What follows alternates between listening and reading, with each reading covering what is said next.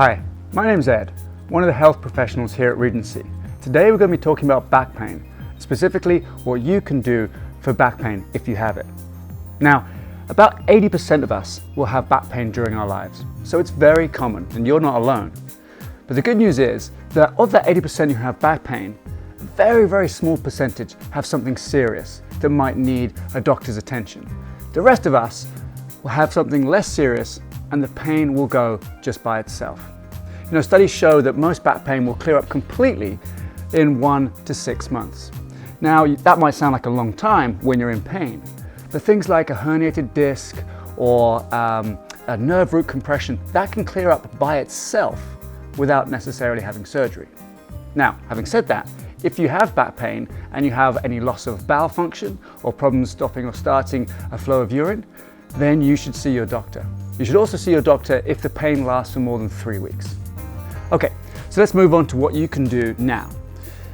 The thing is, back pain usually comes from tightness in muscles. Now, why do we have tight muscles? Well, if you imagine I'm sitting at a chair in my office, my legs would be bent like this and the front of my hips are going to get really tight. Now, if I slouch a little bit, my lower back is going to get long. So the muscles on my lower back will get long and weak, and the muscles on my front here will get really tight.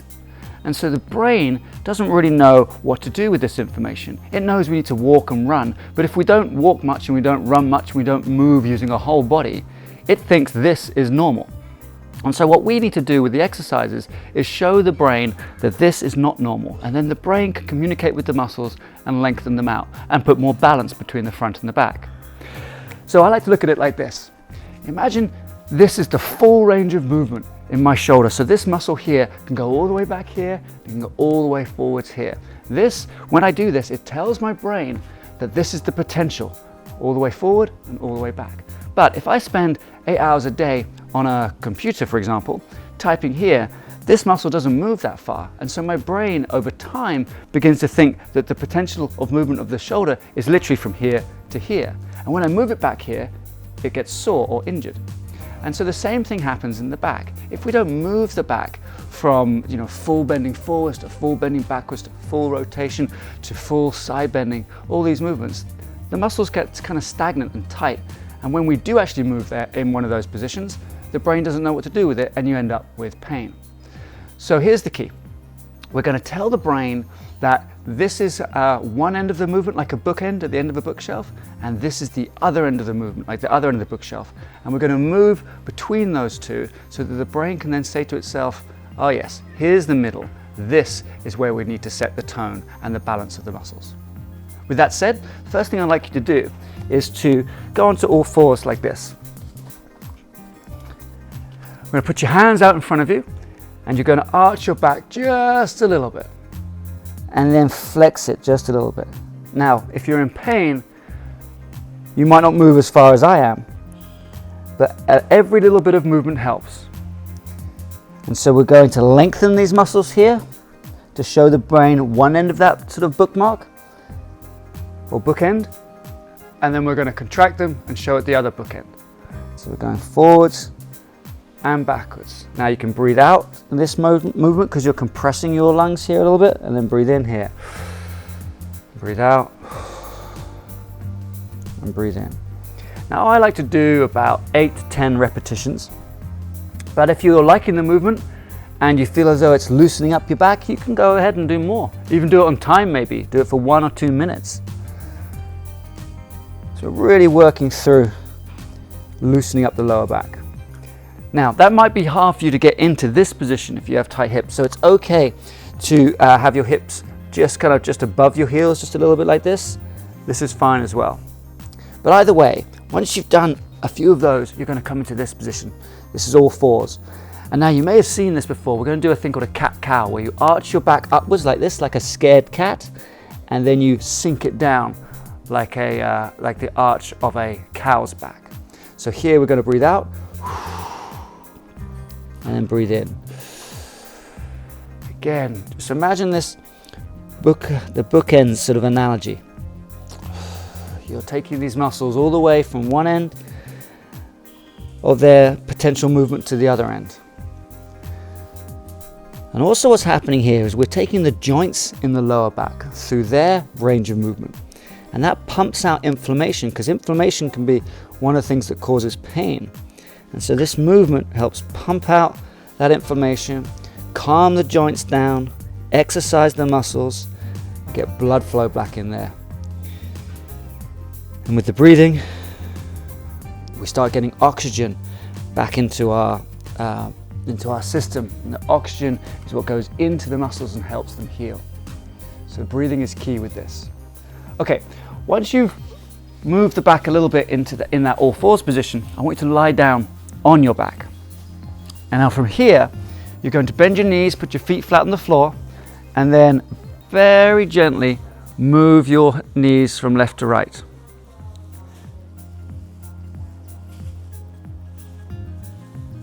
And with the breathing here, you can breathe out as your knees drop down, breathe in as you bring them to the middle, and then breathe out. Now don't go into pain. If you see pain, you can just back off slightly. Now discomfort, i.e. if you're feeling a stretch or something like that, that's okay. But if you're going into this position here and you're feeling like a sharp shooting pain going into your butt or into your leg, then that's probably too far. The other thing I want you to look for is smoothness in this movement. And so if we're jerky and the knees are kind of drop, drop, drop, drop, then that's a signal that your brain and muscles aren't coordinating correctly. So I want you to literally smooth that out as much as possible. You can put your hands on your legs to feel that, or you can just tilt your head up slightly, maybe put it on a pillow and look at your legs to see if they're moving smoothly. Okay, once you've done about 10 of those, I want you to cross your right leg over your left. What you're going to do here is you're going to actually let your foot drop down to the left hand side. This is a stretch into your hips and into your lower back. And as we mentioned, the hips get really tight with sitting, driving, even cycling. Now, you know, a lot of people go to the gym and they do a lot of work on their exercise bikes or recreationally out on the roads. And what they don't realize is that position tightens up the front of the hips just the same way that driving does. And so here we're simply just dropping the leg down to one side and opening up the back on the other side. And with the breathing, you can breathe in on the dropping down and breathe out on the way up. Breathe in and then breathe out. Okay, once you've done about 10 on one side, cross your left leg over and do the same thing this way. Now your shoulders might want to come up a little bit when you do this. That's fine to start with, you can let them come up. But ultimately we want to keep the shoulders down. So you can take the hands, put them out either side and give you a bit of stability, and that puts more rotation into your lower back.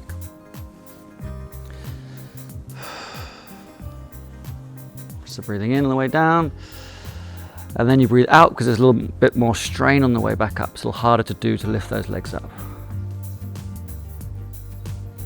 Perfect. Okay, back into this the lying position.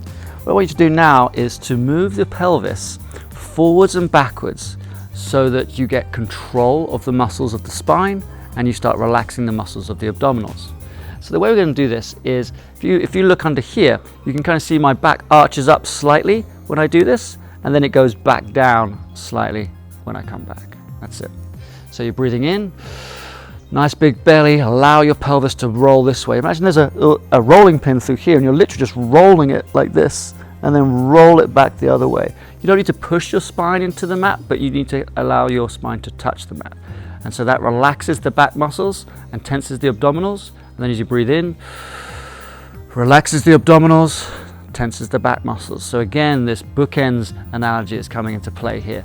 We're really telling the brain where the potential of movement is.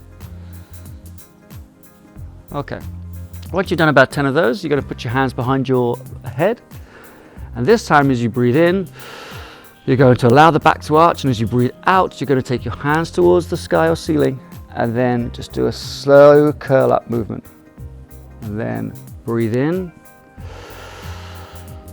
and then breathe out. Slow curl up movement here. That's it. Breathe in. Remember, smooth out the movement as much as possible. Breathe out. Breathe in. In this breathing in position, I want you to relax through your upper body as much as possible. My head's heavy, my arms are relaxed. Breathe out. Now my arms start to tense, move.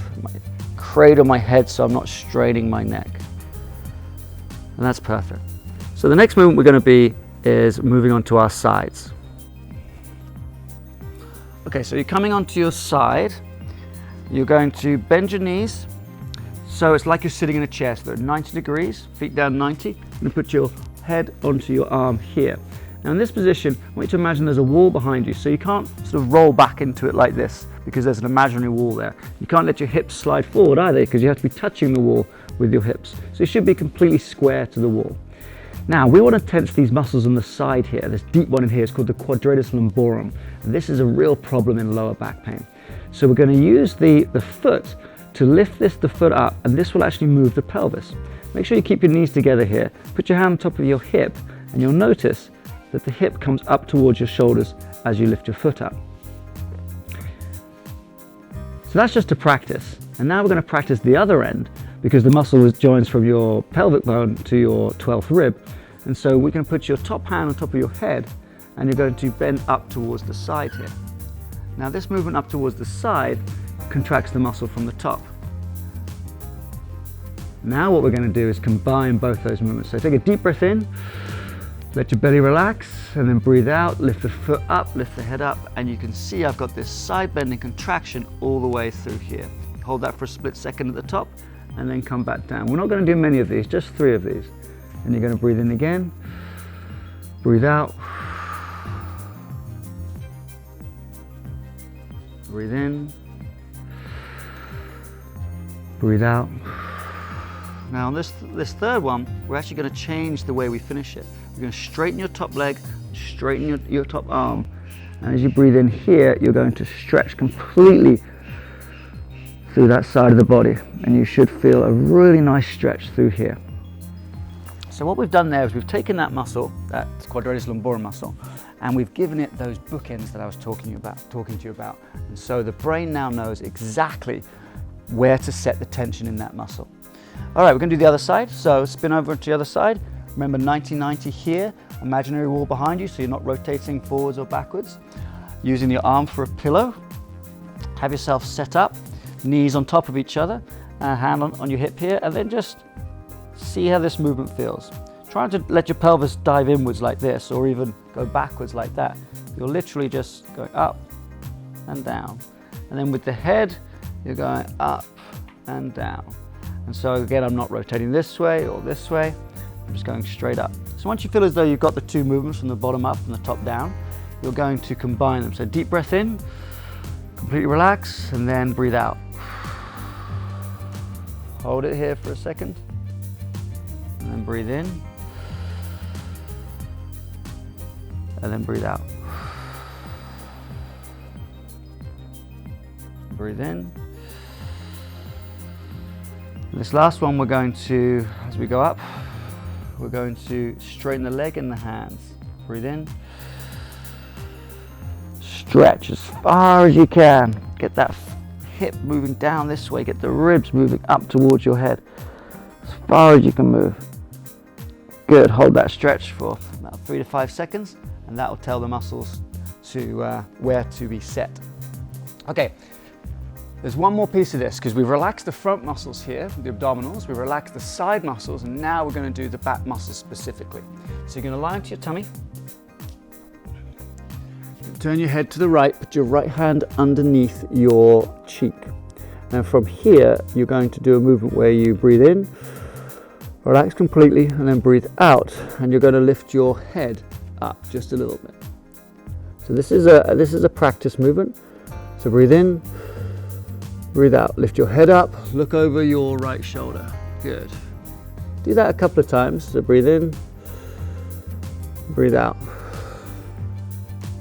Now we're going to get the muscles to work a little bit harder. You're actually going to keep your hand and your cheek together. So you breathe in, and then breathe out. Breathe in, breathe out.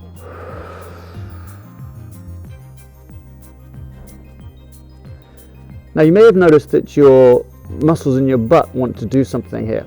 So we're going to let that happen. So to balance the right shoulder coming up, you want to lift your left leg. So just practice a couple of times lifting the left leg. And so you're doing that from the hip joint. You're tensing your butt muscle here, a little bit into your back as well. Now you're going to do the two movements together. So breathe in, then breathe out. Look over your right shoulder, lift your elbow up nice and high. Don't leave it down here. Lift your head up. Hold that for a split second. Come back. Now my opposite hand is just down by my hips here. Breathe in, relax, breathe out.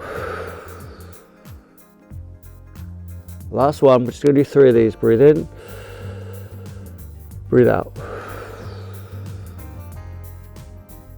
Excellent. Get back to the starting position and just completely relax before you change sides. Now all you would do here is just simply take your left hand up to the left, right hand down to the right, and turn this way. I'm just going to spin round so you can see. So my left hand is underneath my left cheek, and I'm practicing just by lifting my head up, keeping my hand down. Now the reason I do this is to get the back prepped for the movement, and also to see where the limit is. For example, if I'm here and it's really painful, then I'd simply just go to here. So I start to know. Now with this left side, we're going to go straight for both movements, okay? So you're going to breathe in, breathe out, the head and the leg come up. Breathe in, breathe out. Breathe in, and breathe out. Hold it for a split second at the top. Excellent, you've done 3 of those. Just relax down and allow your body to melt into the ground. Perfect. Okay, so getting up from this position can sometimes be tricky with back pain. What I like to do here is to curl my toes in, lift my butt up first. And so I really kind of shoot my butt up, and I'm on my elbows and then to my hands, and I push back into this position. This usually relieves lower back pain. And then from here, I can get up with one leg. Okay, so what you have there is a series of exercises for you to do when your back is stiff and sore, and even to do when your back is acute, means it's just started with pain.